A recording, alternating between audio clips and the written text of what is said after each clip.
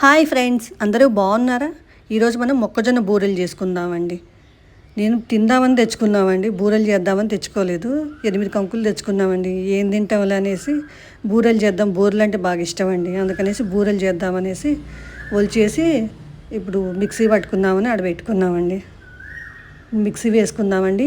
అన్నీ ఒకేసారి వేయొద్దండి, కొంచెం కొంచెం వేసుకోవాలి. ఎందుకంటే పట్టేసిద్దండి, మిక్సీ తిరగదు, ఆగిపోయిద్ది. అందుకని కొంచెం కొంచెం వేసుకోవాలి. ఇప్పుడు పట్టాం కదండి, దాంట్లో మనం బెల్లం వేసుకోవాలండి. ముందే బెల్లం వేస్తే మళ్ళీ జారుడు అయిపోయిద్దండి. ముందే వేయొద్దు బెల్లం, కొంచెం కొంచెం వేసుకోవాలి. ఒక వాయి అయిపోగానే ఇంకొక దాంట్లో మళ్ళీ అట్లా వేసుకోవాలండి. మొత్తం అయిపోయినాక మిక్సీ పెట్టాక చూపిస్తానండి ఎట్లా వచ్చిందో. బెల్లం వేసాక అట్లా వచ్చిందండి. కొంచెం వచ్చినా ఒక లూజ్ అయిందనుకోండి, దాంట్లో గోధుమ పిండి అట్లా వేసుకుంటే మంచిగానే వచ్చిద్దండి.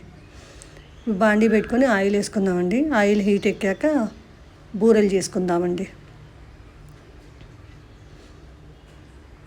నేను ఆ కవర్ మీద చేస్తానండి, పాల కవర్ ఉంటుంది కదా, దాని మీద చేస్తాను. చాలామంది మామూలుగా చేత్తో కూడా చేస్తారండి, వాళ్ళు భలే చేస్తారండి. నాకైతే రాదులేండి.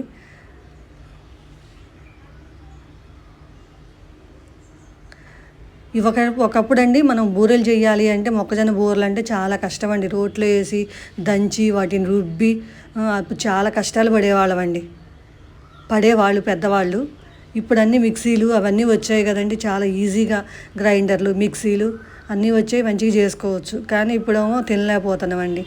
షుగర్ ఉంది, అది ఉంది, ఇది ఉంది అనేసి, లేకపోతేనేమో ఆయిల్ ఫుడ్ తింటే మళ్ళీ మంచిది కాదు, కొవ్వు వచ్చింది అనేసి ఏదేదో అనేసి వచ్చిన ఏ సీజన్లో వచ్చినాయి ఆ సీజన్లో తినాలండి. అన్నీ తిని మంచిగా ఉండాలండి. ఏమీ తినకుండా మనం చేసేది ఏముందండి.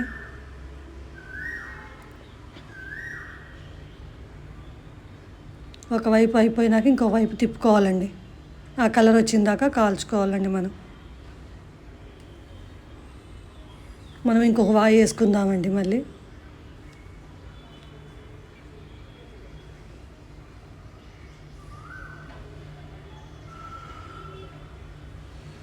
ఇవి ఎన్ని తిన్నా ఇంకా తినాలనిపించిద్దండి, వద్దు అనిపించదు, అంత టేస్టీగా ఉంటాయండి. ఏం లేదు, బెల్లమే చూసుకొని వేసుకోవాలండి, అంతే. కొంచెం లూజ్ అయితే అందులో గోధుమ పిండి వేసుకున్నాం అనుకోండి, సెట్ అయిపోయిద్ది. లేకపోతే కాసేపు పొయ్యి మీద ఉడకబెట్టినా ఏం కాదు. మన పూర్ణాలు చేసినప్పుడు బెల్లం వేస్తే లూజ్ అయ్యేది కదండి, అప్పుడు మనం ఏం చేసేవాళ్ళం, పొయ్యి మీద పెట్టి బాగా ఉంచుతామండి. ఇది కూడా అంతేనండి. రెండు వైపులా బ్రౌన్ కలర్ వచ్చిందాక కాల్చుకోవాలండి. చూసారా మెత్తగా ఎంత బాగా వస్తున్నాయో.